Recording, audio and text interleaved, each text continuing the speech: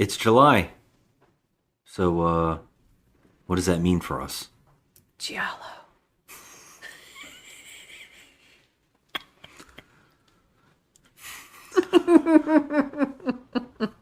Ooh, that evil laugh. Yeah.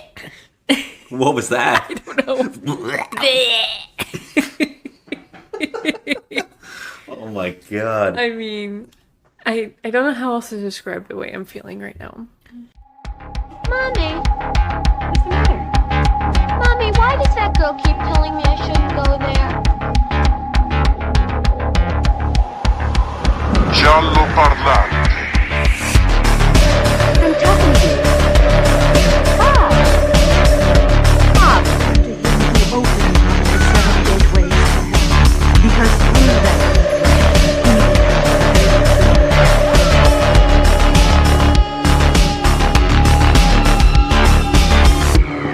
Proprio un altro filo notte. Hello. Welcome to the show. I am Scott, and with me as always is Joe. Hey, everybody. And we're just another movie night, and today we are talking trash. Or should I cross that off? Because Joe has taken over the airwaves in the house. She is full on in control. She's taken over July, and she's forcing us to watch what she wants to watch. And that is only one thing possible. Because if I have to suffer in my life with my beautiful wife, everybody has to suffer. Well, that's rude. So it's Giallo. Giallo. Because that's what my wife loves. I love Italian horror. I love Italian movies. And do us all a favor and explain to us what exactly is Giallo? Or Okay. does anybody actually know?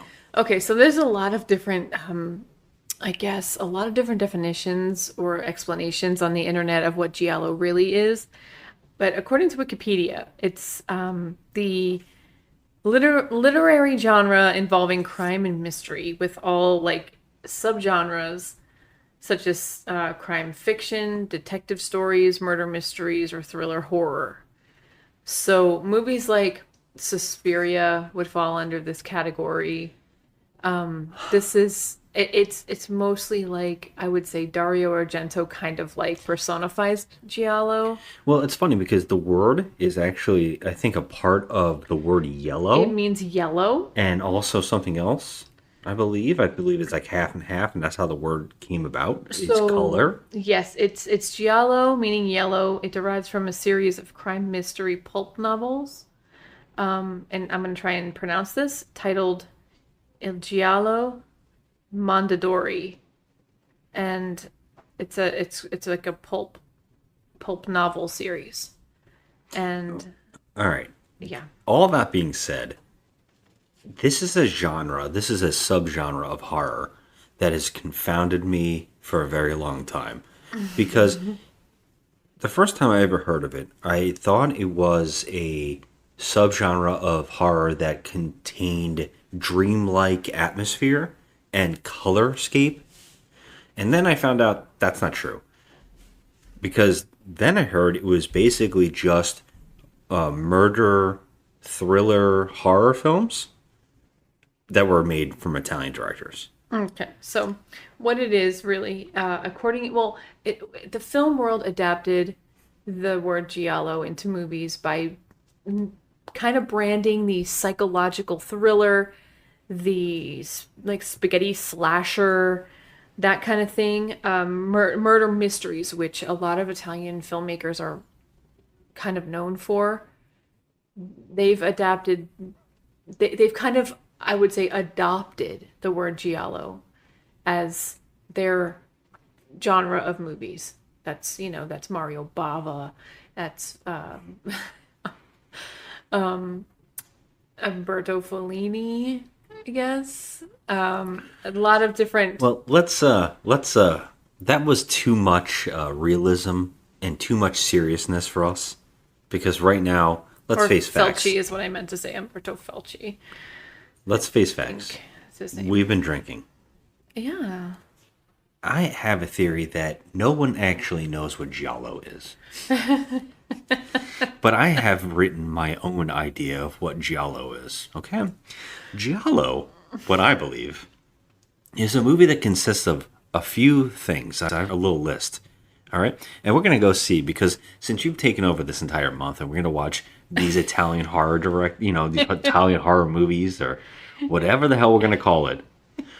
I have a list of, I want to see if every one of these movies has these things in them. You ready? Okay. First up, close up on the eyes. Yes. I'm sorry. This is Umberto Lenzi. Lenzi is what I meant to say. Lenzi. But yes, close up on the eyes. Thanks for going back to that. Yeah, this is my list of things that I think Giallo actually is. Okay. Number 1, close up on the eyes. Yes. Zoom up. Way too close. And sometimes it doesn't even make sense why we're zooming in on someone's face. 2, black trench coat killer. With black gloves. Yes. I'll get to that one. Okay. Number 3, chain smoking cops. Always. Number 4, killer uses the phone a lot to call his victims, but we can only see his black gloved hands and his black coat. Okay. Prostitutes are murdered. Always.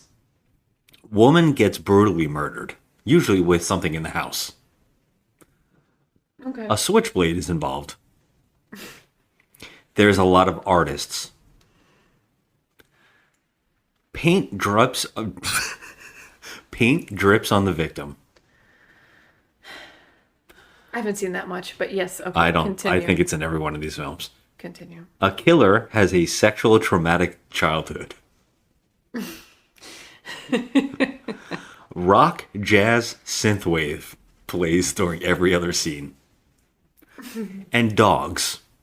I just wanted to write that. Dogs. Dogs. Okay. There are dog shots and dogs randomly in every one of these films that you've made me watch over the last few years. Mm-hmm. And I'm noticing it more and more. So this is my checklist.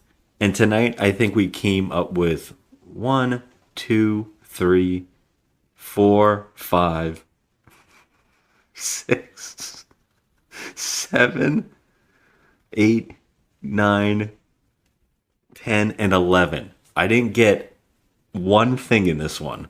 A killer has a sexual traumatic childhood. I don't think we get enough about what's going on in this film. And since we're here and everybody's like, what the hell are we doing here? Because this is a weird way to starting. This is Talking Trash, but Joe is calling this month, what? I'm calling it You said Talking Giallo. Talking Giallo. I thought I would come up with a better name, but I guess Talking Giallo would be, I guess, the most dead on balls accurate for this month. I would have called it Italian Trash. Italian Trash. How do you say trash in Italian? Oh, that's what we should have done. We should have just said Talking Trash in Italian. Okay, spazzatura Italiana. What's Talking Trash? What's that? Oh, okay, wait. Talking trash in Italian. Okay, let's see. Pariar spazzatura. I like that a lot. What's it? Positoya? Paliar spazzatura. Oh my god. Talking trash in Italian. That's amazing. Can you whisper it like you normally do? Paliar spazzatura. You usually do. Talking trash. Talking trash. But Positoya. Paliar spazzatura.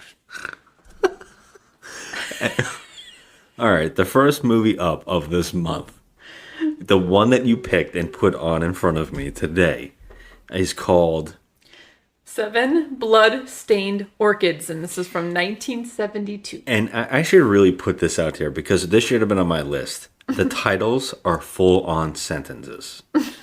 They're never just a title card. It's never just something like, rabid. It's got to be like, the man walked down the block with a sword. That's the title of that's what you would call one of these movies. Oh my god. So I'm sure every movie you pick is going to be a crazy sentence. Okay, well, yes, it is. Yes, the titles of the movies I have chosen are crazy movie titles, and they're also from each director. You're going to try to get major us Italian a director. major Italian director, which is going to be nuts because we've seen a lot from a couple of them. Yes, and so here we have Umberto Lenzi, and I couldn't get his freaking name out. I've been drinking. I'm trying to get the names. but- okay, I think going forward, we can't drink. Okay, no, because there's a This lot was to a mistake. understand in this, and I feel like I didn't really start getting the buzz until like midway through. But I feel like I was high the second the film started. I'm not going to lie to you. This is, I know. I make no apologies for this, sir. Okay, I've been warning you don't. that this is coming. Don't. I tortured you with some comic book films a couple months back. I like for comic book films. My birthday month, and some of those were horrible. Well, so I mean, comic book films are way different than Italian directors. I have an affinity for Italian horror movies, Italian thrillers. I don't know why. I just love them. So it's because there's a reason we do this show. We love trash. Let's just face facts. Let's break it down to the core of what's going on here. When we first met, we first started dating. We started watching trash movies together instantaneously, and we found a love with each other through trashy horror films. And we used to go to the video store. Yes, the video store. And we would rent just the craziest boxes we could get. And for some reason, we never got into the Italian films. So I guess they weren't in the video stores. But now in our later years, we're finding these movies more and more. And we're just like, what in the frig is going on? And you're liking them way better than I am. I'm not going to lie. This is a genre, or I should say subgenre, of horror films that I just can't get my head around. I don't know why they're so popular.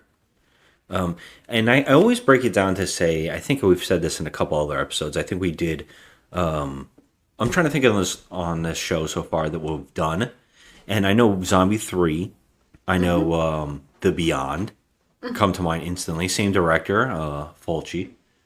I don't think we've hit any others. yes, we have hit Argento. We did the optical one, the eyeglass one. We did an actual before and after of our other show Yeah. on Dark Glasses, On dark glasses, yeah. which I'm mad that we didn't do Dracula 3D because that was a should've. real It was turd. a hot shit show. Yeah. And with that being said, I don't get it. I know that there's a popularity, and I think the reason, and what I was about to say, was there's this punk rock idea, this aesthetic where these movies are like just as as punk as you can get, where a film crew goes out there and makes some crazy stuff, not necessarily making any sense, but just making this crazy movie. And I think people really gravitate toward that weird idea. And I think that's where these movies fall. And that's why I think I have a hard problem getting in them. Because, look, I appreciate good directing. I appreciate all that stuff. Let me just list it out. I appreciate good music. I appreciate good, cinematography. I appreciate good directing. I appreciate good acting. And I appreciate good scripts. I don't think these movies have any of that. I know that sometimes I will say, and I should back up a little bit, because some of these I do enjoy. And I've said that in the past, I think I've mentioned, I like Argento the most.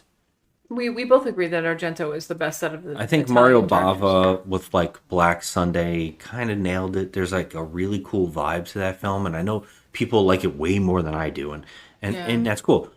To me, I'd rather watch Suspiria. I'd rather watch Deep Red, and I think Deep Red is Tenebrae. awesome.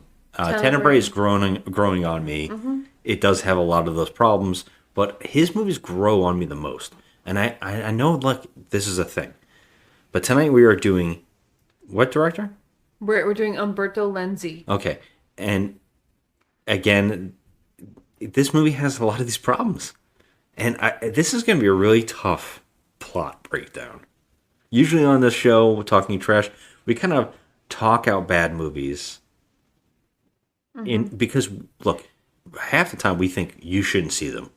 so we watch them for you, and we try to break down the plots and make them make sense and joke along the way. But this is going to be tough because some of these movies don't make much sense.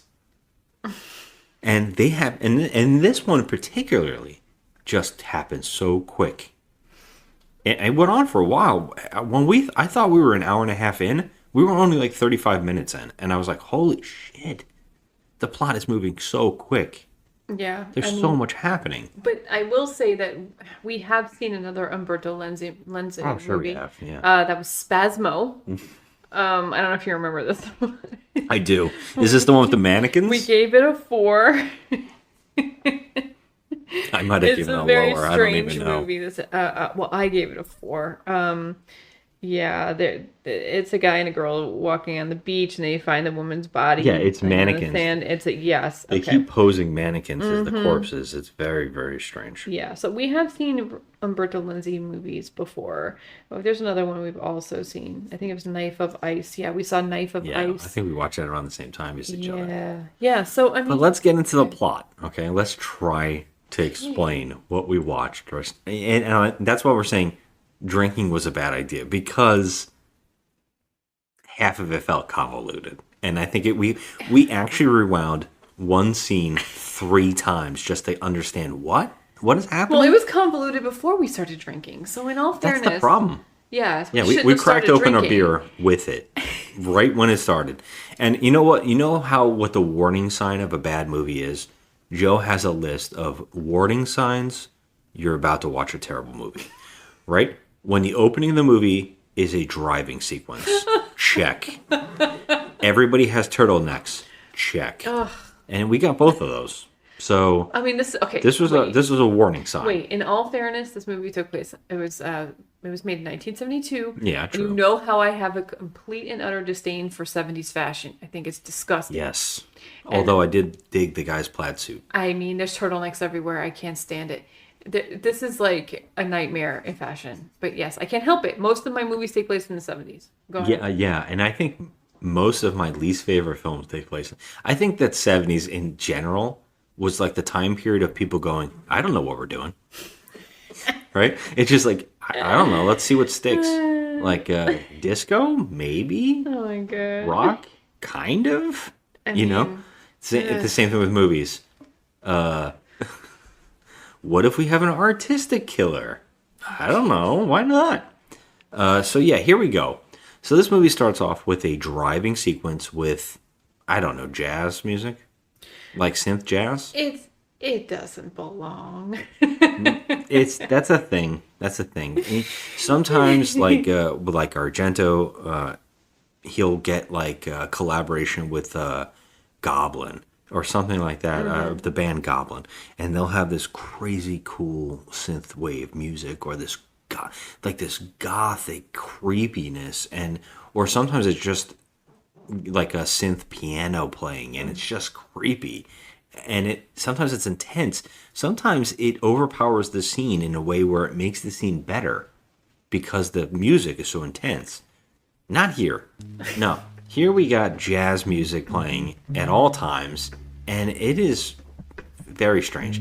Especially since we're watching basically what is obvious, the killer, just the gloves of the killer, driving along. We have to watch the title cards with the jazz music and the title, and then the killer driving the car.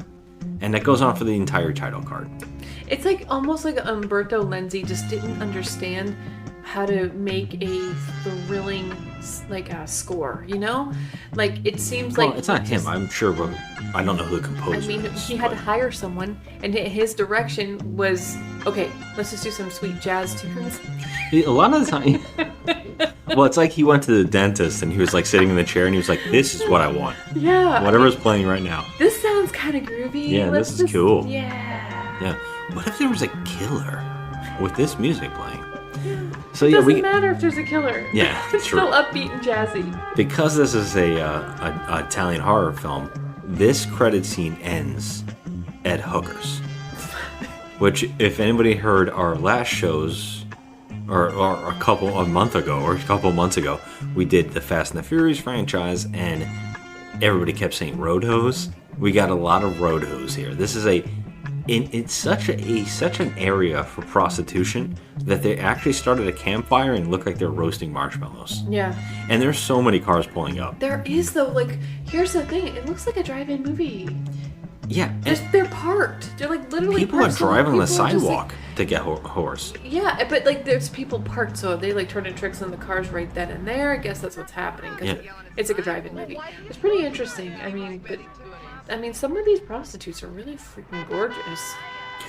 I mean, yeah. They don't look like prostitutes. Well, the main one that we pan in on is very, very mad that no John has picked her up. Well, I would be too if I was that pretty and no one stopped to get me. So right here, this movie has What a am problem. I saying? Now, you would you would think that this was a random killing, right? Because this scene sets up an idea that this is just a random killing, that the killer, who we just watched drive, has just picked up a random prostitute to kill. Well, I mean, yeah, that's what we're led to believe. But we find out as the movie goes on, this isn't random, which is crazy, because what if she got picked up by another guy? True. I mean, he was taking a real risk, you know? I mean, she was very pretty. Yeah, he risked the idea that maybe she's not good enough. Yeah, that's a crazy risk. And she's very frustrated, but luckily he parks far enough away and honks his horn that she's like, oh. And then she adjusts her makeup a little bit, takes her time, and then walks over to the car and gets instantly in. And then we cut to a scene which seems to be taking place in a cornfield? Cornfield. I mean, we went from like what looked like a drive-in movie place Yeah, to... the streets of wherever this movie takes place. Well, I think, well, they're definitely in Italy. I just don't know where in Italy. They keep yeah. mentioning a lot of places in Italy. But anyway, so, yeah, so he takes her to a cornfield and she just starts stripping naked. Yeah, from what looks like the red light district of a city to a cornfield that's covered in smoke. It's weird. I mean, why would you choose just a cornfield to, you know, handle your biz? Yeah, and of course, she instantly drops her clothes, revealing her breasts, because this is an Italian horror film, so it's got to have as many tit shots as possible. What did I say to you when she was being murdered? I said, well, that's a waste of nice boobs. We instantly went, well, those are nice. Yeah, those are nice. What a waste of nice boobs. And of course, she gets beat to death, which first I thought was a machete, but it was a pipe. Yeah. Yeah, nothing like a guy laying some pipe, literally, on a prostitute. You know, I choose to keep him. I'll keep him around even if he makes bad jokes. Hey, I think that was a good one. I personally do. I mean, it was could a have good been. one. It was I can call alright, Jeff you in know. it if you want me to phone him in. No, we can't have Jeff. He's terrible at puns and jokes. So, yeah, we got a dead prostitute right off the bat. We have a driving scene, a dead prostitute. We're hitting these nails. Like we're getting them. We're getting them done. We're moving quick. So yeah, we instantly after this we meet a woman in a shop, trying on clothes and talking to the shop owner, and talking about how she's getting married, and she's got to wear a terrible dress. Yeah, I don't understand this. Okay, so she keeps saying something like, you know, that I guess the attendant in the shop is trying to make her wear this awful purple scarf with her outfit, which the outfit already is hideous as it is. And But that's not what's happening, though. I mean, well, She is supposed to be wearing the scarf because it turns out the guy who makes all the clothes for the shop is actually her fiance. Yeah, her And fiancé. he is giving her, she's a model of some sort, and makes her outfits. And the scarf is a part of her outfit and it's not supposed to be taken off. But they're saying she wants to wear white for the wedding. yeah, I mean, And she's like, oh, he won't let me. that's not far-fetched, but what the hell? I mean, he's some kind of, he owns a boutique, like, clothing store. Yeah. And he's insisting that his fiance wear this hideous dress. It's like a white thing. She just looks like a hippie. Now, look. Let me get rid of this at least. I mean, we've got to be reasonable, dear, or you'll come out resembling a piece of fruitcake. You're telling me.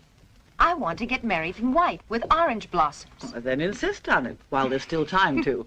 That's too dangerous. You know how stubborn Mario is. I He sure might do. cancel the wedding. All I can say is, faced with that dress, I'd rather give up marriage. Oh, yeah? I notice you haven't given up selling my stuff. Can I help it if people go for nutty designers these days? Ciao, Mario. Ciao. What'd you take away the scarf for? So you're the culprit. Wanda, take this away and you'd ruin the whole design. It'd make her look like some sort of call girl. Beg your pardon? Wanda, just carry out my designs. Haven't you gotten rich on them?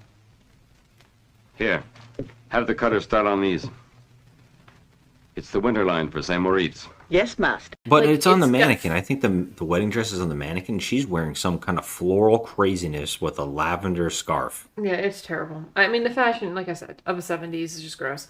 But they don't really elaborate on the fact that he owns a boutique. They kind of just say that he does. And Yep. he comes in and greets her. And it's just a weird encounter. Like, I don't feel like they're a couple. Well, before that happens, though, there's a phone call, and the head of the store answers it, and it turns out it's for the woman. She doesn't work there. She's just there looking at the wedding dress. Yeah, so no one would know that she's there, for her appointment, for her wedding dress. Yeah. So they said, "Oh, it's for you." And of course, when she gets on the phone, we see the black gloves hang up the phone because it's an Italian horror film. So this killers always have to alert everybody that there's some crazy shit going on. Yeah, of They course. just don't kill you. No, they don't got to just- tell you first. It has to be dragged out first. They have Yeah. to be like, "Hey, girl." Yeah, exactly. Get ya. And I'm surprised this movie didn't have breathing, because killers always have asthma of some sort or heavy bronchitis Well, problems. It's not Black Christmas. Yeah, that's a thing though in almost all of these movies, that there's heavy breathing, really nasty breathing. This movie didn't have that. He just hangs up on her. That's when the guy, the fiance, comes in, and he says he owns a shop, and he actually gets mad because I had taken the scarf off. He puts it on his fiance, and he says that's a part of the outfit. And then the head of the shop basically is like trashing the outfits. Well, because it's gross. Yeah, and he says, "Well, I've made you rich off of my designs, Yeah, so he's kinda you pompous. gotta kind of take it." It's like he's telling his fiance, obviously, that what she can wear for their wedding. Yeah. And I'm like, I ain't marrying you, dude. I'm gonna wear a white wedding gown on my wedding day. Yeah, but that ain't happening. That ain't happened. She said, "Oh, he'll probably leave me." I mean, really? Yeah. Already this couple is a little bit, there's a gray area here. I don't know why she's even with this dude. I mean, he doesn't seem like an asshole, but he doesn't seem like the best, person either. Oh, it's definitely sus. Controlling, yeah, very sus. So, Well, yeah. Here's the thing, though. His name is Mario. You know how I know? They're gonna say it a fucking 100 times in this film. Mario, Yeah? did you tell anyone that I had an appointment here? Why? Someone phoned a moment ago. He asked for me, but there was no one there when I answered. That kind of thing happens to pretty girls. Listen, are you coming to that opening with me tonight? No. You should enjoy your last free hours as a bachelor by yourself, darling. Oh, sure. well, do you remember her name? Nope. I don't Julia. remember any other It's name but Julia. Mario. It's Julia. You have to remember Julia. They say that Gulia? 100 times. Julia Gulia. I like her name. It's spelled with a G. Giulia. That's kind of Yeah. cool. Mario, though, he said, they're like, "Hey, did you tell anybody that had the appointment today?" And he's like, "No, why? Someone called specifically for me that they knew I was here." And what did they say? They hung up. Oh, that's weird. Moving on. Okay, so we have right now, as of right now, we have one dead prostitute on our hands. And now there's some weirdo calling Julia at the boutique store owned by her fiance, Mario. Yeah. And they're going to go, I believe I think we cut to them. Well, the police, we see this police looking at the corpse of the woman, and they find in the prostitute's hand, there is a crescent moon shaped charm, like a necklace. Like a necklace charm. But on the charm, there seems to be phases or pictures of phases in the crescent moon. And they're like, huh, That's interesting. that's interesting. So then we cut to the I think that, I don't know if they're newly married. This is a part where I didn't really understand. I think they're newly married and they're going on their honeymoon because they're on a train and they're kissing in their train booth. Yeah, well, we don't. They skip over the wedding, so we don't need that crap. So they skipped right over the wedding. Yeah, They were married. That's what I was sure. I thought they were either going to where they're going to get married or they already were married and this is the honeymoon. Well, they just skipped over the wedding because she was preparing to get married with her wedding dress and all that crap. They and do then, call them husband and wife throughout the film after yes, this. So yes, I guess they were already just married. skipped the wedding. Yeah, so they're in their train car and he has to go, I think he's going to go out while she's staying in the train car to get something, like probably drinks or something. And when he leaves, the light goes out in her train room. Yeah, someone tries to freaking kill her. And that's when the trench coat mafia comes in there and switchblade. And slices her across the chest. We thought she died. We're like, wait, isn't she the main character? And he seems to have, whatever this person is. In these movies, it could be anybody. And they could just say anybody. It could have been a monkey in a trench coat. We would believe it because I think that happens in one of these movies once. So Phenomena? What? yeah, exactly. So we're like, oh, she dead? But no, this is crazy. She gets slashed up pretty bad. We think she's dead. And they cut to her funeral. I was like, holy shit. First of all, she's the main character. They were like, what? the hell? And you kept going, no, it's... I'm like, that can't be right. Yeah. That can't be right. Because she's definitely the main character. They established that. So, yeah. And it turns out that was a ruse. They faked her death. And they made it seem like they had a funeral and all that stuff. They made it seem like she was dead. Because they obviously knew that someone was after her. So, I guess Mario, the husband, took it upon himself. We never really get that established. The police. Well, the police actually did this. Well, the police, but here's the thing. Mario has now gone on to this, like, crazy, like, detective That hasn't mode. happened yet. Well, he's gonna go onto a detective He mode. goes wild with that. It's such a waste of time. I actually think we might have skipped another murder. Well, in But I between couldn't there- remember if the murder happened after this or before. But No. I think the reason they faked the funeral is another murder happened. So there's another girl. She was a very pretty painter. She's an artist. And this is another check off my list. And this is just, she goes, we don't even know anything about her. Not a thing. Not a They're thing just about going to her. follow her at an art show because Mm-hmm. I think they talk about they're going to go to the art show that night. Yes, so they're going to go to the art show. Before they went on the She's- train and everything. I think they Yeah. say, oh, the art show's tonight. So she has, like, I guess, some art on exhibit there. And then we see her just cut to, she's going into her apartment. We're following her, go back to her apartment. And we have to go through the motions, the useless motions of her feeding her cats and all this The nonsense. cats are dubbed. Even the cats are dubbed in this. We watched the dubbed version of this, and the cats are even dubbed, and they are really annoying. I mean, it's sounding. really annoying. I mean, yes. Oh, you're angry. Of course, that's right. My poor kiddies, I forgot, didn't I? I forgot to open the door for...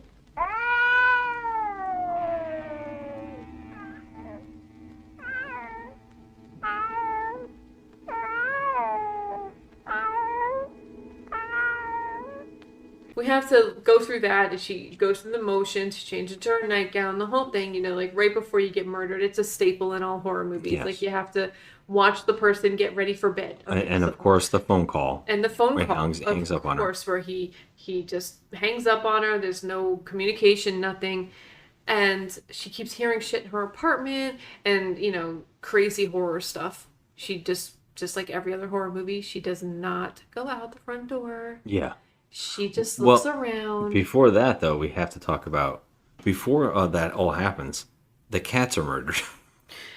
Okay, some well, I think reason the killer drugged the milk that they were drinking on their bowls. I mean, that was random because all the cats just die. how would he?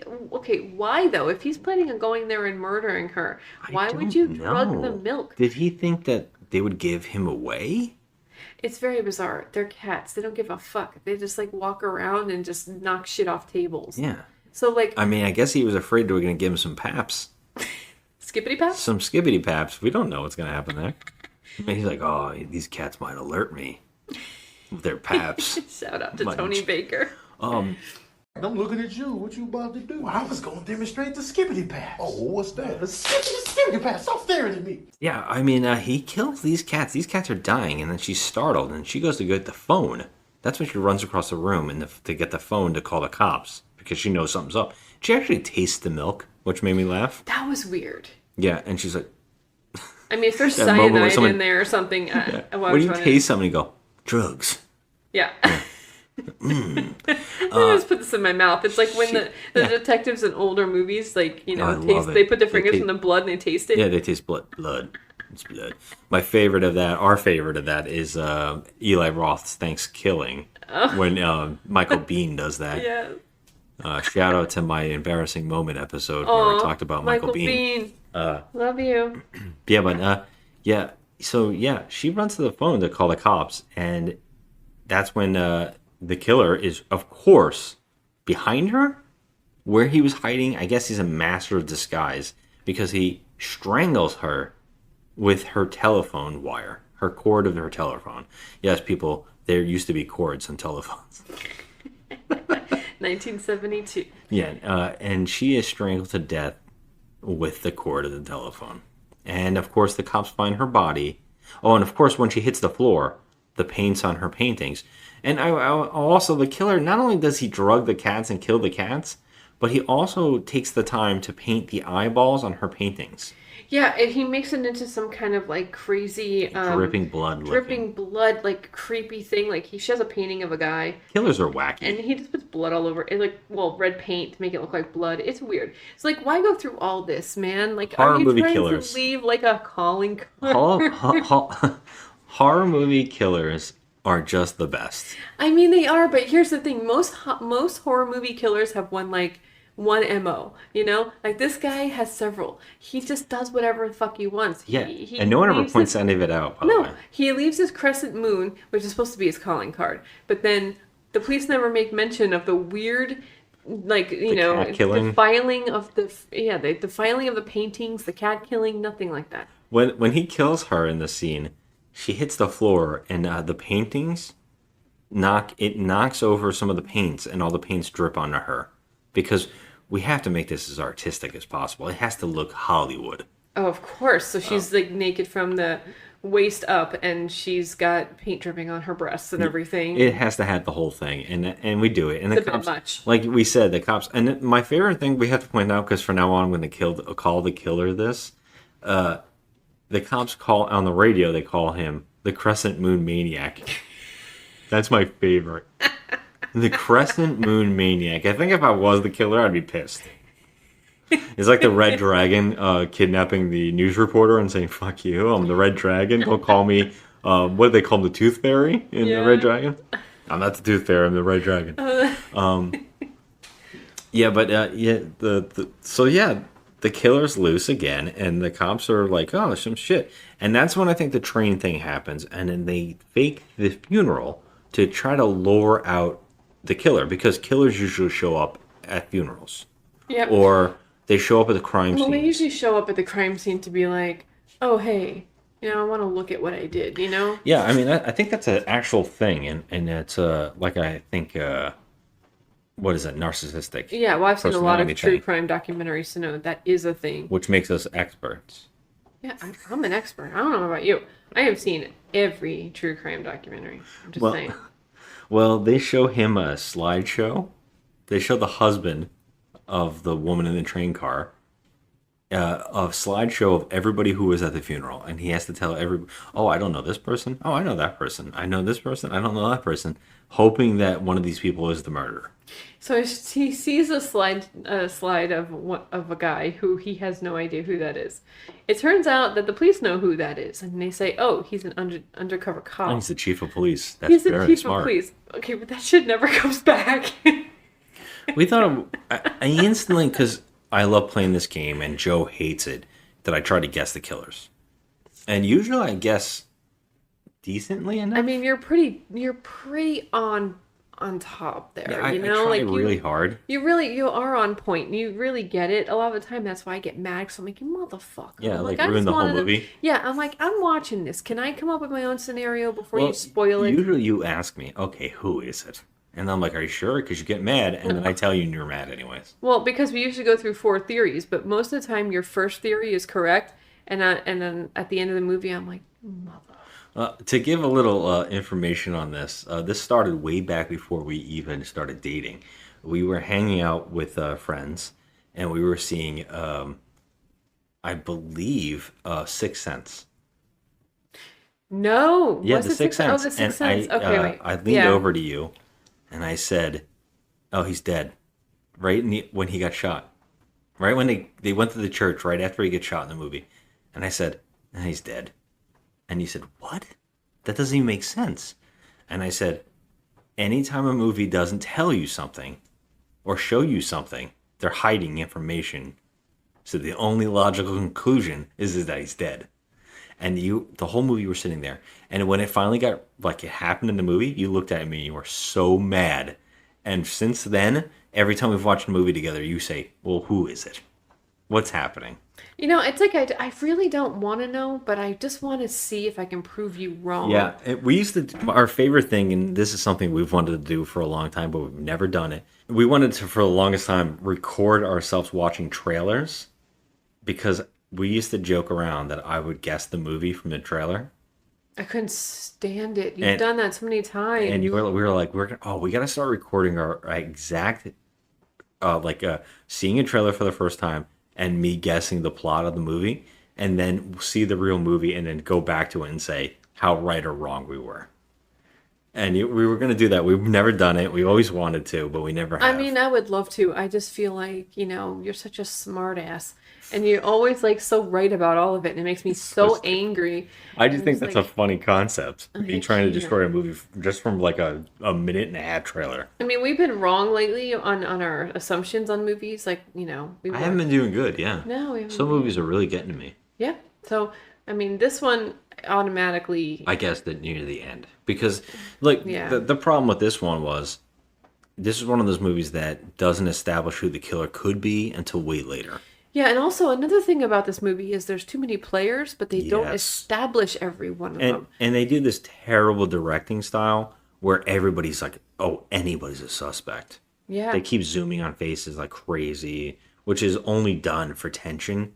So, yeah, I mean, basically, like I said, right here when we saw this scene where they're showing him all the people at his her funeral, I said, oh, it's the sheriff. It's the chief of police. Because why would they have that scene in there? Yeah, but why? It's like one of those diversion tactics. It It was strange. It was strange. Like, there was no, if you're gonna throw something in there, make it somebody that we've seen or have established at some point, but so to make us think that it could be them. Yeah. But this guy, we don't know him from nothing. He's never even showed up. No, they show him in the midway. Oh. It For is like 30 seconds, and there's no reason. yeah, this one it's odd.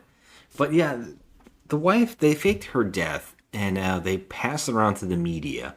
And everybody in the world thinks that she really got killed. And they want to see if they can, I don't know what their plot is here. What their point is. They just want to find the killer. Yeah, but how, if they hide her, like they say that she's dead, what could ever come of it? I mean, which makes sense as to why, he can't go back to his normal life. Like he owns the boutique, the store. Basically, He can't do that. They're like a witness protection program. Pretty much. Kind of. And that's what leads him and her into playing detective throughout the whole film. This husband and wife start playing detective. And what's crazy is the wife, she has a lot of information that just starts coming out. And half of it, we were like, what? Well, they're trying to figure out what the victims all might have in common and why he's targeting these particular women. So it turns out that of the two women that were murdered, she's the third attempted. Yeah. But there are two women before her that were murdered. Turns out that those two women, or one of the women, she knew from a hotel that she used to work at. She worked with both of them at the hotel. Oh, the artist too. Okay. So it turns out that she worked there and Or they were knew- guests. Well, one was a guest and one was the maid. And the prostitute was the maid. And it turns out that she ended up quitting because there was like a guy there that was like harassing her or some shit. And so she ended up quitting and then she took to the streets. So that's what happened with her. And so she recognized her name and she's like, oh, I remember her. She was a maid, at this hotel or whatever. So there you go. There's your starting point. This hotel that she worked at. I have to point this out. I'm sorry to interrupt. But this woman, the wife here, you said her name is what? Julia. Okay, Julia. She remembers from 2 years ago guests and coworkers that she kind of saw at the hotel she worked at. And you're sure you've never met this woman before? No, I thought all night long, but, well, you see, I'm not much good at remembering faces. Just have no memory for them. Well, it's funny. She doesn't remember right off the bat. She has to look at the register, the hotel register, and see names. Well, that's what's crazy about this. She instantly knows to go to the hotel that she worked at. Mm-hmm. That's what's really nuts. Okay, and she also starts remembering things in crazy ways. She's like, oh yeah, I worked at a hotel, and I know that person, and she worked at the hotel with me. I think we should go to the hotel and check the registry. Yeah, it was kind of bizarre the way it all came about because she was initially just looking into that prostitute and find out who she was. And when she found out that, I think they were saying that her name was La Siciliana or something like that. Toscana. La Toscana. Marcello what? We don't know her last name yet, but nickname's La Toscana. Strange. Tuscans generally aren't the superstitious kind. Matter of fact, sir, she was Southern, Sicilian, Calabrian. See if you can find out why they called her La Toscana. Yes, sir. Get on it right away. Okay. And so that's what they call her on the street. And she's like, oh, I recognize that nickname. Because of your shock, I've held this one back till now. Why, that's Inez. I'm sure it is. Inez? She worked at our hotel. Are you positive it's her? Absolutely. She was a very good girl. She wasn't a very good maid, but she tried awfully hard. She came from some village in Calabria. But she was known as La Toscana. And so that's how she found out that she worked at the hotel with her. So that was the starting point. So they just, she and her husband went to that hotel, looked at the register, and saw all these names. Yeah. And I actually think another woman gets killed, but I'm having a hard time remembering this. I think another one does. I think an older woman. An older woman. I don't know. I don't recall that happening. No, there's no older woman that gets killed. Nope. Fun fact, you're wrong. Well, she's the third. So she's the third. She comes with this victim, but knowledge that there's survivor. going to be 7 Mm-hmm. in this registry. But there definitely had to be, because I know for a fact. No, they cut to the insane asylum with that woman. Yeah, but I thought there was another, because there's 7. So who the hell were the other ones? Well, there were 7 intended victims. Yeah. They didn't all die. They didn't all get killed. I thought a lot of them did, except for 2. No. No, there's only 2 that got killed. No, I think there was definitely another woman. Well, I'm sorry. Excuse me. There's 2 in the beginning. Then she survives. The main girl, Julia. We have another character that they have to hunt down. And she's in an insane asylum. Yes. And apparently she's in this registry. And also, we have to talk about, this is the scene we rewound. We rewound 3 times. This is where they check out the registry. It turns out that the killer must have ripped out pages. And she knows a specific time of what month, which is September, that they should look into, because this is when everybody was there. She remembers this. And what's crazy about this is she keeps going, an American. She remembers an American was there who had a keychain with a crescent moon keychain. Right? And then she says, oh, and by the way, everybody had, I would need to see the registry of who was here between this date and this date. And he goes, well, what about this other date? And she goes, no one would be here that day. We were like, what the fuck was she talking about? She was saying that the people, the husband was saying between the 28th and the 30th, but they would all have to sign in on the exact same days. So he's like, well, what if they signed in on the 30th? And she goes, no one would do that. Well, let's assume the page is missing. Have a look and see if there are any changes from the 28th to the 30th. What changes? Compare the names. Whoever was in the hotel on the 28th or the 30th must also have been present on the 29th. Sure, but what if there was someone who only spent the 29th here? No, that wouldn't have happened in September. Yeah, it was like this one particular date. She's like, okay, I'm like, why wouldn't they sign in on that We were date? like, what? Like, there was no explanation. She was just being so weird. It's just It was so and it all bizarre. have the information is coming so quick. We're like, what? Yeah, how Huh? this She husband and wife remembers this? team like actually got all of this information, like how they drew these conclusions that these women all were connected by this particular hotel as guests, or the The fact that she staff. remembers any of this. And the fact that, okay, yeah, 2 years ago she remembered. Kathy Adams. How could I have remembered Miss Adams? She was only here 4 days, from September 27th until the 30th. If the guy that ripped out the page did it because he wanted to make her name disappear, he'd have ripped out 4 pages, wouldn't he? Obviously, that wasn't it, since he only took 1. No, what he wanted was the list of guests on the 29th who were all here the day before and the day after. I've got them all listed here. Let me see something. Anita Ferry, Kathy Adams, Elena Markey. I remember her, and also the teacher, Conchita de Rosa. 4 women. Oh, no, there's another woman, Anna Sartori. That makes 5. And then there's poor Inez. And myself. All right, 7, so? What you said. A man who likes to run around giving silver half moons to women. What if he only bore a grudge against these women? The American with the key ring. 3 out of 7, and all women. He killed Inez, Katie Adams, and then tried to murder you on the train. Sure, it's a good theory, but in that case... If what we think is true, then the other 4 women might also be in danger. Which is pretty funny. I mean, I don't even remember what happened an hour ago. So that's pretty impressive on her end. But, like, honestly, she puts all of this together and her and her husband start hunting down the names of these people. So, cut to the next name on the register, on the hotel register.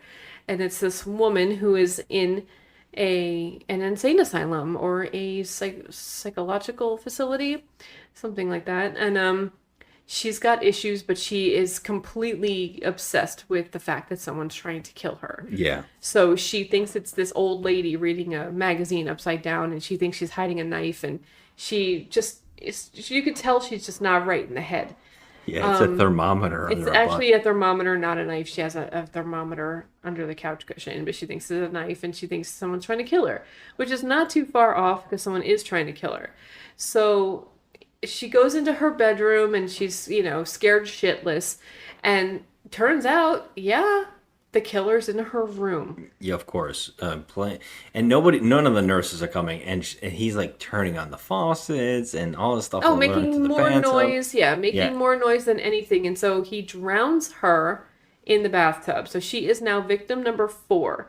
Now, we think that, the killer supposedly thinks that Julia is dead because he slashed her in the train car.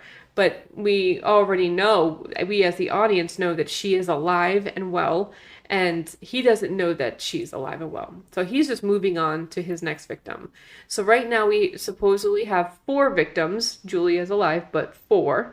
And they all have nothing to do with each other aside from the fact that they're all connected by this hotel.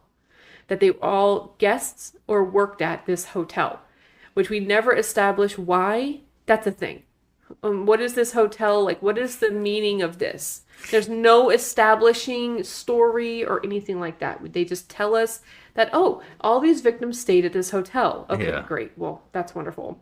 All right, so this woman in the mental health facility is now drowned, and this Julia person and her husband Mario are trying to figure out the connection with I guess the oncoming victims, who's the next victim? Well, that's the thing. There's a school teacher. Yeah. They're doing all of this investigating, but they're not stopping anything from happening. She's the one I was talking about. I think there's a school teacher that they find that's going to be, they think is the next victim, and they go to her, and she says, I remember it was an American man that was at the hotel that was bothering us, and she goes to the sketch guy and they sketch him, and it is hilarious. It's like if anybody has ever seen that video of the guy, all the neighborhood talking about there's a leprechaun in the neighborhood, and then they show a sketch of the leprechaun, and it's just basically like an outline of an alien with a hat. That's exactly what this looks like. It's just Oh, like is that the one? Hide your kids, hide your wife. It's like you see the leprechaun and say, "Yeah, if you saw the leprechaun." Oh my God. That's one of my favorite videos. But yeah, it's just like that, and yeah, everybody's like looking at this sketch, and he's like, "It's an American man." So they become obsessed with the fact that it's an American. Everybody knows it's an American, and they go around. The main guy, Mario, he goes around to everybody trying to ask everybody if they know this guy in the sketch. Right? I mean, it looks like a stick figure drawing. It's insane. There is no facial features on this thing. It's just like a simple, like my 4-year-old niece could draw it. Yeah. And the funniest part about this is he actually gets a name. Some drug guy comes up and goes, yeah. because they basically said, well, why don't you go check out the lowlifes in town square, all the hippies. Ask them. All those damn artists. Right? And so he goes, oh, okay. And of course, artists again. So he goes out there and shows his pictures. One guy comes up and is like, hey, can I bump smokes? And then he's like, I know that guy. That's Frank. I mean, there's no way that you Frank, can look at it. And this is the second name that we get a lot. Frank Saunders. Yes. Frank Saunders and Mario are said so many times throughout this And film. Julia also. I don't remember them saying her name a Yeah, lot. they say her name a lot, actually. It didn't stick in my mind. If you look at this, I swear, I wish that you guys could see the drawing of this guy. It literally looks like a child drew it. This is not like a professional sketch artist. Yeah, it's so bad. The weirdest part is that Mario is doing the police work. Because what we forgot to tell you was there was another guy who dated the prostitute or whatever, and they took him for questioning, and they basically beat him into admitting he killed them. Yeah, this poor guy. They beat this guy, the cops beat him, and they're just forcing a confession just to get it over with. Right, And but Mario's it doesn't like, end there. Yeah, Mario's like, no, I know it's not that. So he keeps going on, and then he keeps calling them. He's like, no, we have registered, we have his names, and they're like, he already confessed. We're not going to listen to you. And he's like, no, I'm telling you, there's going to be more victims, and if you're wrong and there's another victim, you guys, it's going to be on you guys. And that's when they go to the school teacher, and she does the whole thing. And then they're like, well, we're going to put a protection on her anyways. But she gets a phone call from her priest to come in to talk about a book, and he says, well, I'll be in the church at these times. And she decides to go with the cop escort to the church to confess at the confessional. And these cops are the worst. All these movies, the cops are so bad. They get a call after beating the confession at this guy, and the two guys are waiting inside the church. And there's one guy outside the church, and there's one guy inside the church watching her. And she goes in the confessional booth with the preacher to talk. And we see that the headquarters, they get a heads up. They're like, no, she got a phone call from her priest, and he's like, where is she now? And they're like, she's in church with her preacher. And then that's when the actual priest, that's the preacher that called her, comes in and says, oh, I have you seen her? I didn't get to see her. We've been all messed up, and I haven't been able to go to the church to see her. Well, they had an appointment, and he had to push it back, and she didn't show up to that appointment. Yeah. So he was the priest that she was supposed to talk to. So who the hell is she talking to if he's there? Well, no, she showed up to the appointment. He couldn't show up to the appointment. He's late. show up. And they're like, wait a minute, who is she talking to then? So they run across town, the chief of police and the head detective. They run across town, and they get there, and these idiots didn't even watch her. Of course, she's dead in the confessional booth. Of course. She was strangled. Of course. So this is victim number 5. Yeah. Yeah. And Mario's right. And so they're like, Mario's like onto everything. At this point, Mario, that sketch, because like I said, Frank, that's Frank, he sends him to I don't remember this guy's name, but it's another American drug addict who's an artist that has like a party, and he goes to his house, and this character becomes like a character in the movie now for some reason. He is just an asshole. What's the matter? You jealous? Now you listen to me and listen good. I don't feel like kidding around. I haven't got the time to smash your face in, so answer me straight, Barrett. He's like painting girls' breasts. I don't know what's happening in the scene. Everybody's walking around drugged up and high. And Barrett. His name is Barrett. Barrett. Yeah. And Mario was like, hey, do you know Frank Saunders? Like, do you know this guy? And he's like, yeah, I know that guy. He was with a girl, and I didn't like it, and so I don't want to talk to him and all this stuff, and I haven't seen him in a while. And he's like, I need to know, and he's like, well, I don't know anything about it, man.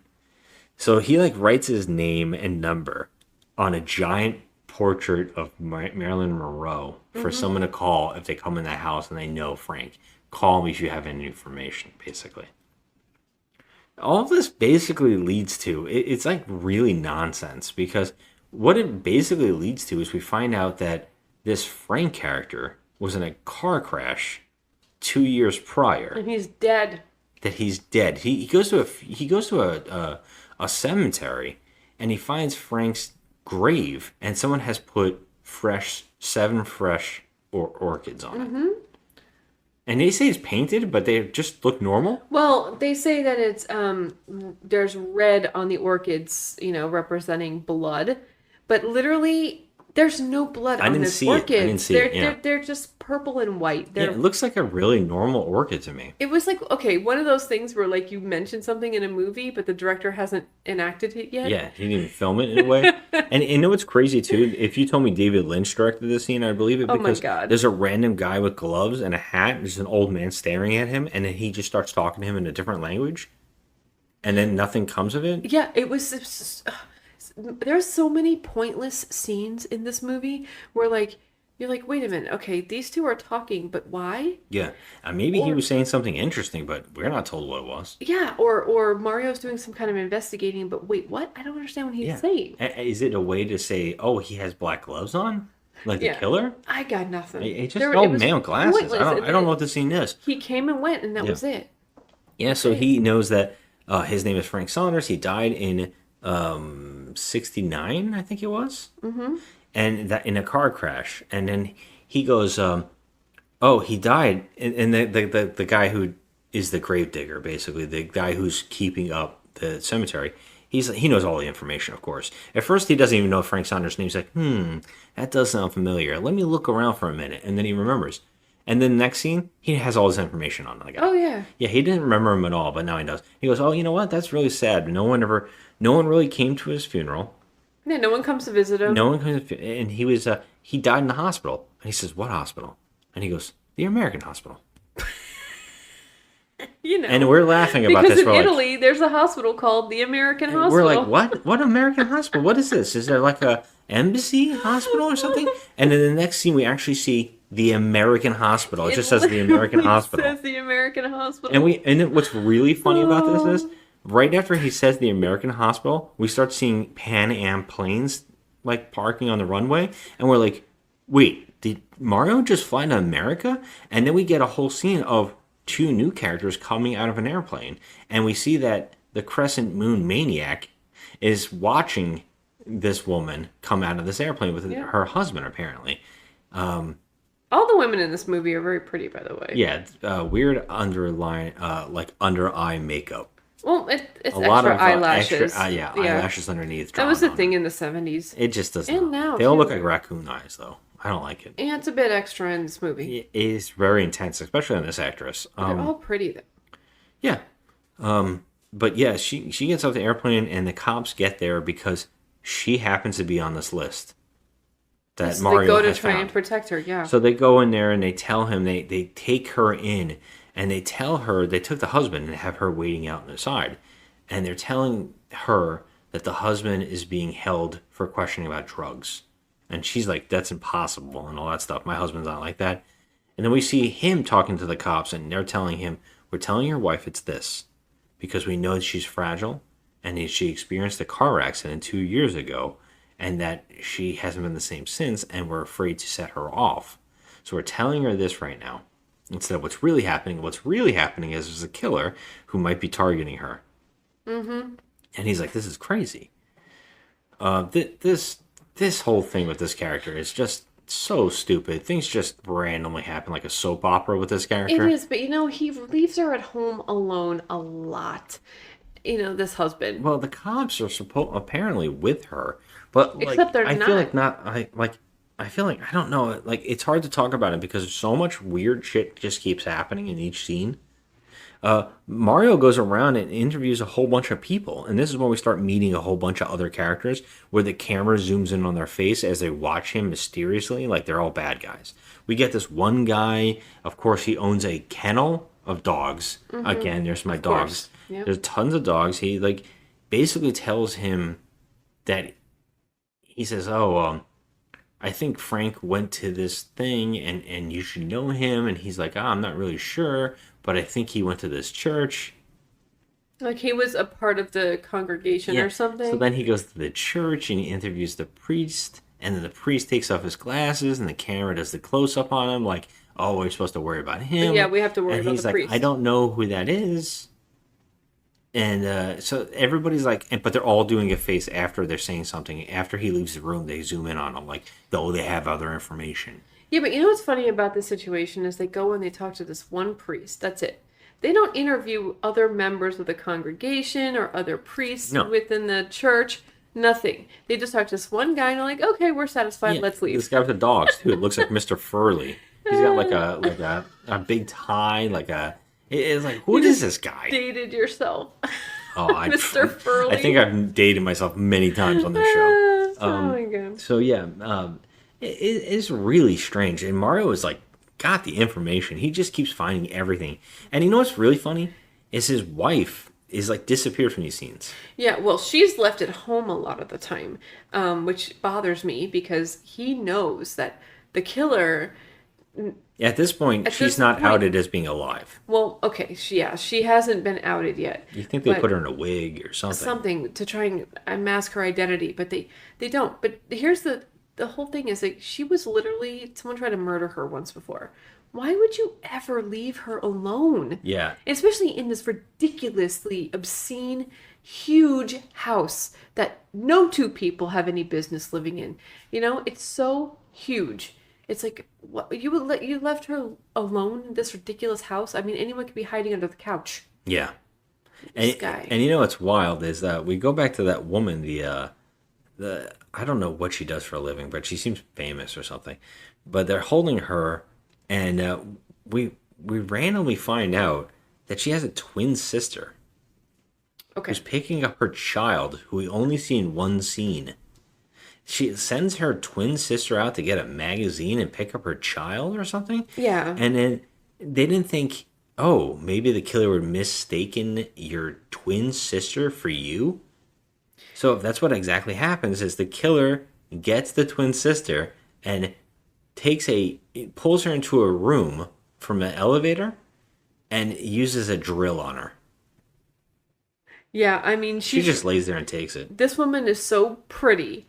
I just couldn't help but stare at how beautiful her eyes were and everything.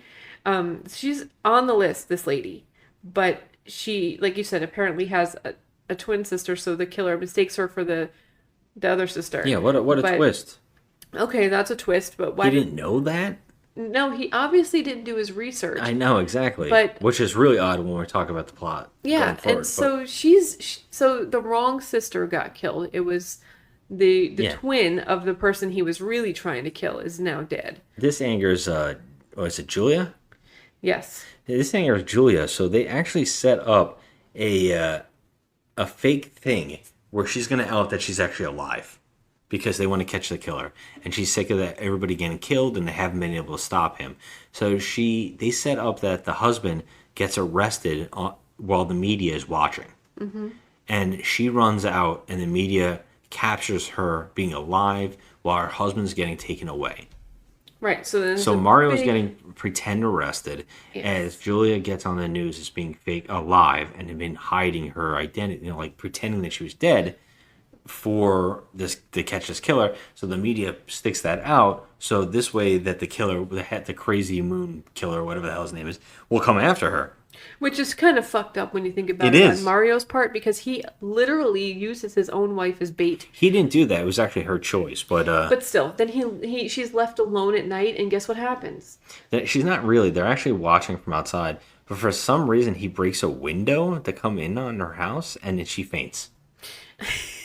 There's a lot of fainting. It's odd. And he's like, maybe I shouldn't have smashed the window. Because the chick in the mental institution, she fainted too. She was just like, She did faint. We didn't talk about her getting drowned in the bathtub in her face. There was nothing really. She just fainted. Yeah. And then you see her getting drowned in the bathtub. That's it. It's just one of these movies, and everybody's saying everything so quick. There's a lot of information thrown at you real quick. Too much information, Yeah. but what really bothers me the most is the fact they're throwing out information on people we've never met.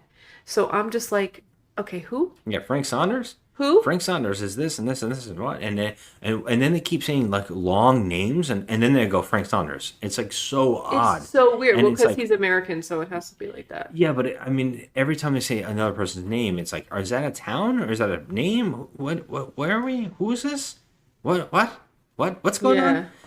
It's wild. And also, we have this plot line with this drug addict, and it turns out that the drug addict, he's on heroin, and he like basically gets him to confess while he's tripping out. Well, that's the hippie guy, Barrett. Yeah. And his boyfriend, it turns out that he had a relationship with Frank.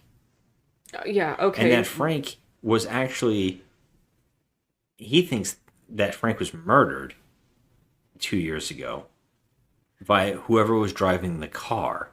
And he thinks it was a woman. And it turns out that the twin woman, Yeah. the Her name woman was who didn't die, her twin died instead. Inez. She yeah. actually was driving the car that killed Frank. Right. And so they think that this freaking heroin addict is the one that might be trying to off her because she's responsible for killing him and then leaving him for dead, because she was married at the time and they were having some kind of torrid love affair, and she couldn't let her husband know that they were having that affair, so she just freaking dipped and left him to die in the car. She left him to die in the car. And Barrett, I think, loved him. I think, yeah, he had some kind of, And that's why he was mad that he left with a woman. Yeah, he had affection And- for him. I don't know what was going on there. And Barrett hangs himself. Yeah, so he hangs himself, and we don't really have any established Or hung himself, I would say. hanged. I think is hanged. So like, we don't have anything established as to, he just looks guilty though when he hangs himself. He looks guilty. Like, well, I think he just feels guilty. yeah, I guess you're right. All these women have died because of this. Well, that's true. I mean, yeah, but Apparently, that's what we're getting at. So then, Mario, in like a last-ditch effort, basically goes...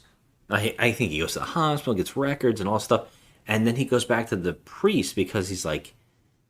Oh, he asked that Mr. Furley guy, basically, he tricks him into saying, oh, his name was actually... Because I think he says his name, and then the Mr. Furley guy's like, oh, his name is blah, blah, blah.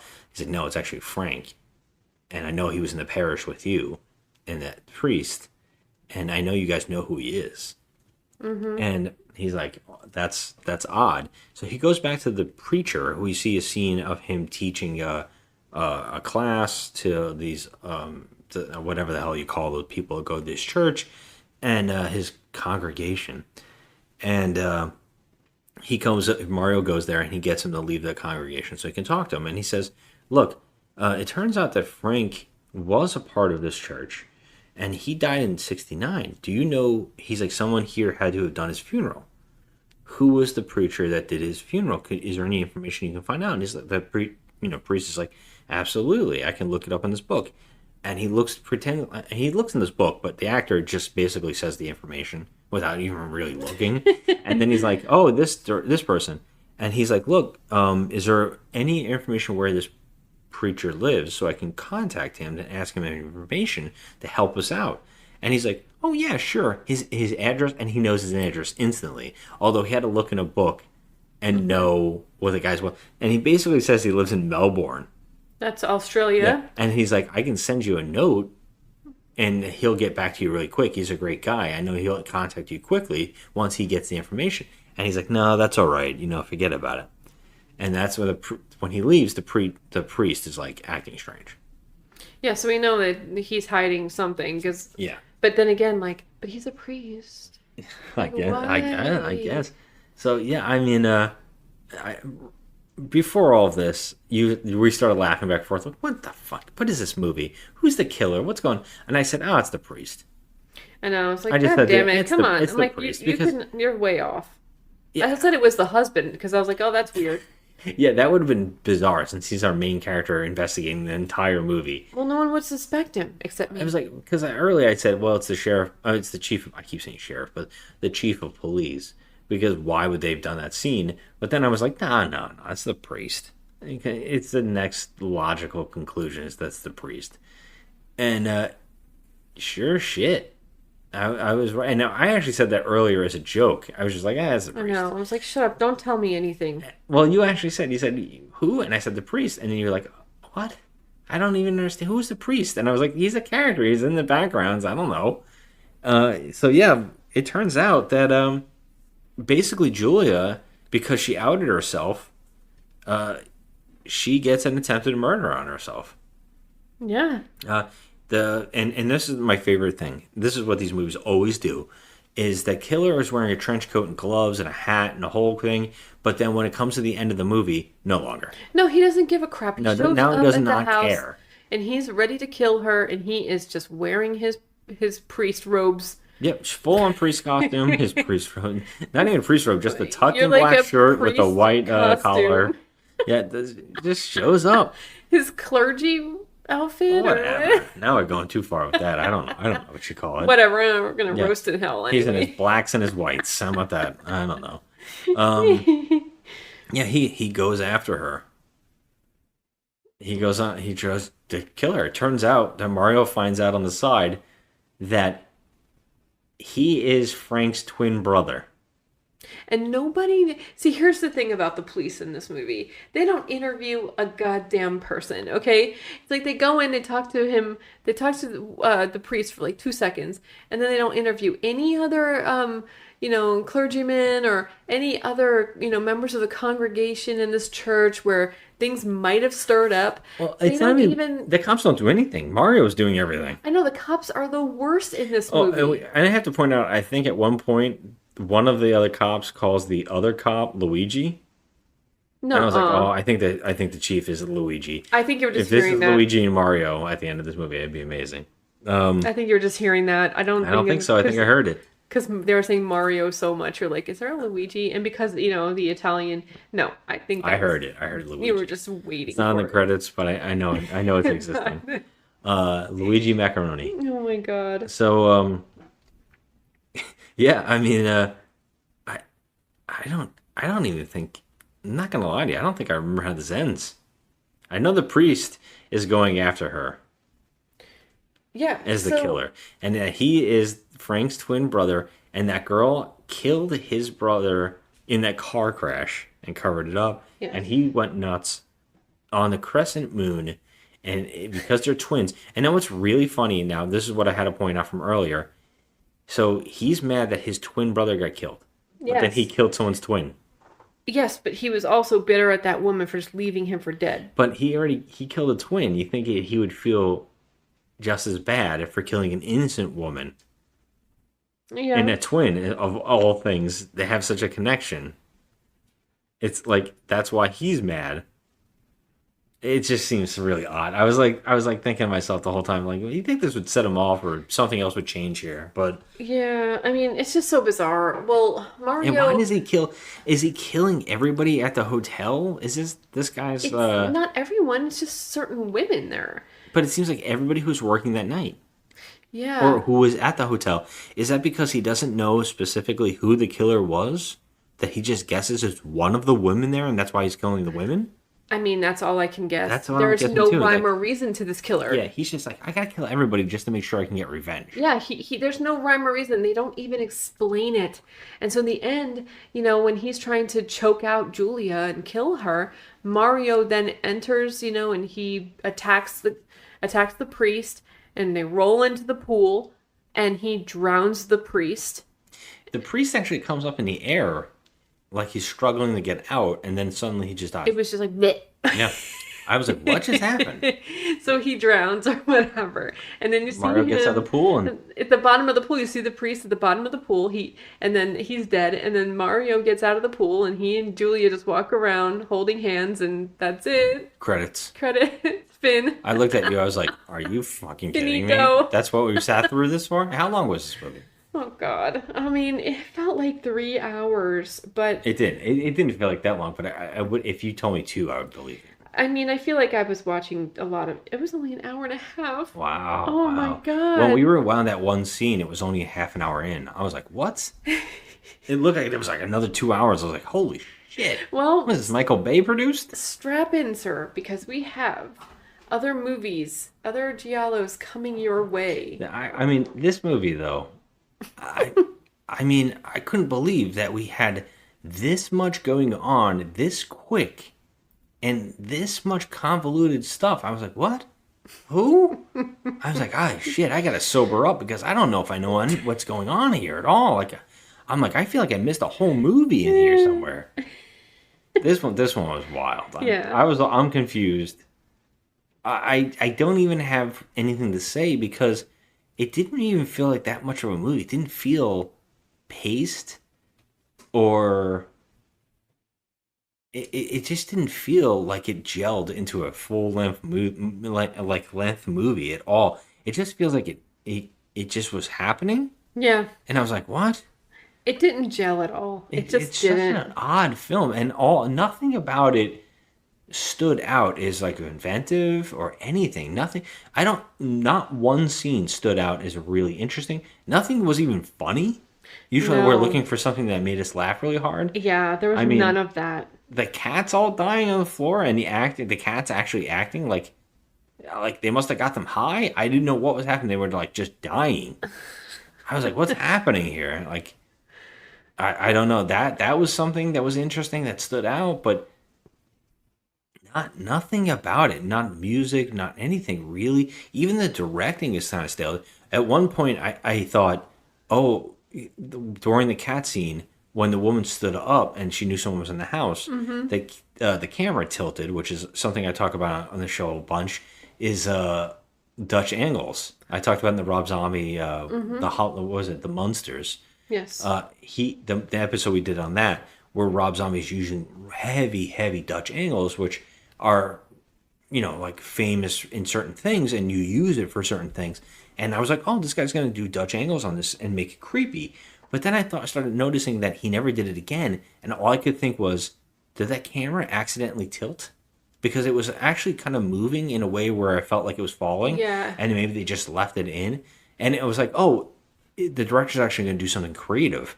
Nope. No. Nothing really creative. I don't remember one shot being very creative No, there at were all. no cool shots. There was no... Just a lot of zoom in on eyes and heads. Yep. Nothing stood out in that sense, which is disappointing. It was very bland. There was nothing going on here. Especially when that's the best thing about these movies is the music and the creepy kills and the interesting directing. And then this movie didn't have any of that, really. No. Well, the interesting directing would come from one of my other favorites, which is, Argento. But I don't even have an Argento movie planned for us. Yeah, because we pretty much did almost all of them. I think on the side we've seen all those movies. I have 3 others, which you can guess the other 3 other directors that I have on tap for us. Maybe you didn't guess that I have Massimo Dallamara. So Dallamano, excuse me. And then I have... You just stopped talking about this movie and moved on, didn't you? Yeah. No, I'm just talking about like the directing styles because I have 3 very different directors on here. Okay. On my list of I'm interested going forward to see that you're right with that because I feel like half these directors direct exactly the same. Well, here's the thing. This is why I chose 4 different movies and 4 different directors. Because I want to see, and also the same time frame. Because I want to see how they each do separately, but in the same time frame. You know what I mean? The same decade. It's all from the same decade. Okay. So I wanted to see how they all fare against each other. Well, I'm gonna say it. I think that I will be shocked if someone's doing something interesting in those other movies because here, this is very bland and generic directing. It is. And it is very bland in even the gore. There's no gore. There's no horror to it. This could have been a PG-13 or a PG movie, like a horror movie, if it wasn't for boobs. That's true. There's a lot of but, boobs. I mean, we have to leave the attempted gore to Mario Bava. Yeah, but let's just like this one movie is the thing we're here for right now. So it's just like it's. I just feel like going forward. I mean, there's a chance, like you said, Bava or something like that could use lighting, or I think he's really good with set design. Mm-hmm. Each director has its own thing, but this is so stale. It is. Lindsay didn't really have anything that stood out. Except for an American hospital. Except and the bad fashion. But I mean, that's just the 70s. We're going to deal with that. Yeah. But like, Lindsay didn't have like an eye. Now, mind you, this is only one Lindsay movie that we've seen. Okay, so it's only one. We can't really judge a director just based on seeing one of his movies. We have not seen it. I think actually we have seen a couple of his movies. I would think we probably saw whatever his best movie is. Yeah, we pointed out in the beginning. Then we saw some of Lindsay's movies. Yeah, Spasmo and then there was another. And I will say that with Spasmo, his other movie, he did do something creative with the mannequins. There was something that stood out about that because it was like very very unique. Using a mannequin as the dead bodies. I was like, it was very interesting, and the way that tied into the ending was kind of interesting, but yeah, we've actually seen it. We saw in the beginning you mentioned the other one already. Yeah, I forgot what it's called already. Knife of Ice. Yeah. But yeah, so we've already seen 3 of his, so we'll see how the other ones fare as far as the thrilling ride that we're about to get, if we get one. Any kind of gore, any kind of set pieces. Yeah. I mean, you really just want something that really stands out as interesting, or something that sticks in your brain. It's something oh, this is unique. That's all I'm looking for. Yeah, I mean, I hope that we go up from here because I feel like this is a pretty stale movie. It's very basic. There's nothing really. Yeah, even the twist. It was like, I don't know.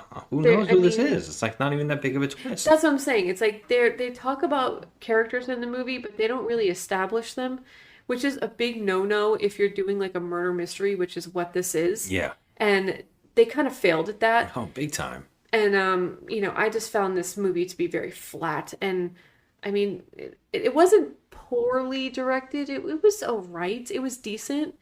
So that's why I'm giving this movie a 4. I'm going to give it a 4 simply because it wasn't a terribly acted movie. It wasn't, it wasn't one of the pieces of crap that we're used to. It was not good, but it was not the worst either. So 4 sounds good to me. I'm going to go with a 3. I just don't think I'm going to remember anything about this movie. Nothing standing out to me. The actors, everything. This is a movie where I went in buzzed with some beer and we were like looking for a good laugh.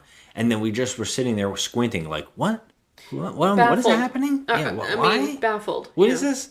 And I'm like, nothing about this is fun. No. You know what I mean? And that's a damn shame.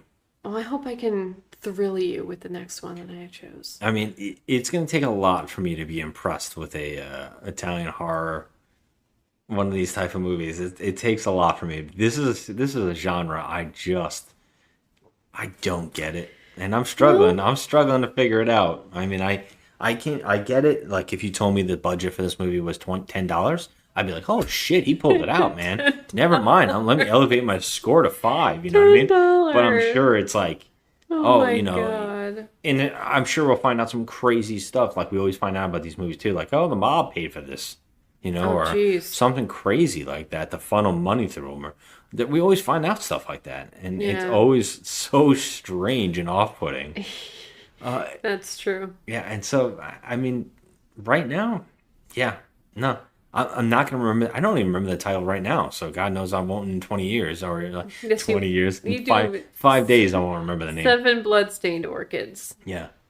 Yeah, it was Or as I call it, 7 normal-looking orchids on a tombstone. Yeah, there's nothing, I mean, no. All right, well, this is what we did. And so we started out weak, but let's hope we get stronger. Because I feel like if I'm subjecting you to the Giallo movies, I feel like we have to have at least one that's noteworthy. So let's hope Hopefully. that the next one will Since be. you're taking over July, that we should hopefully see something in here that's, something worth, or at least having us laughing our asses off with. Yeah. Now, mind you, this is voted one of the best No, don't. Oh, Giallo man. movies. Are you shitting I me? am not. I am not. It is the truth. It is Oh, voted that's disappointing. one of the best, and I feel terrible that I made you watch this. That's a shame because It has a 6.3, but then again, how many people have seen not this? a lot. 2,495. Okay. But And still, that's the subgroup that loves this kind of stuff. yes, we have I a get group. it. I get it. I mean, See, the thing is, I love these movies, but I'm first to admit that they're not all that good. no, and would you also admit that it's almost falls in the category of so bad it's good half the time? Well, of course. That's the thing, because a Yeah. lot of people won't say that. A lot of people say it's just good. Oh, no. I'm not that person. I'm not the person that's going to turn a blind eye to the silliness that's going on in these movies. I mean, I think that's necessary. yeah, no, I don't turn a blind eye. I mean, I can out and out tell you that there's a lot of silliness. A lot of it doesn't make sense. It's convoluted. And it's, it's a lot of it's just baffling, to be honest. The plot's baffling. But let's hope we can move on to the next. And we're going with a new director. We have not seen any of his films before. So the next one will be hopefully interesting because we don't know what to expect at all. All right. Guys, thanks for listening and traveling with us in this journey that I'm going on. You can find us on Instagram. Mostly, we're always on there. That's our favorite platform. You can find Joe at The Crafty Misfit. And you can find me running the page Just Another Movie Night. And you could contact any of us if you ever have suggestions on movies we should do on this show, or a movie, or even if you want to complain about my hatred of Italian horror films that everybody seems to love, or just attack us on any random thing. We love to hear it, and we love to hear everybody's opinions, and love the conversation. So yeah, hit us up on there. And as always, thank you for listening, and have a good one. Bye. Here. I'll never forgive you for taking me here. John, I'm glad I made you come. You're worthwhile. I can't stand it. I really can't. You consider this art? No, I don't. I really don't. But I consider the drinks good. Mario! Mario!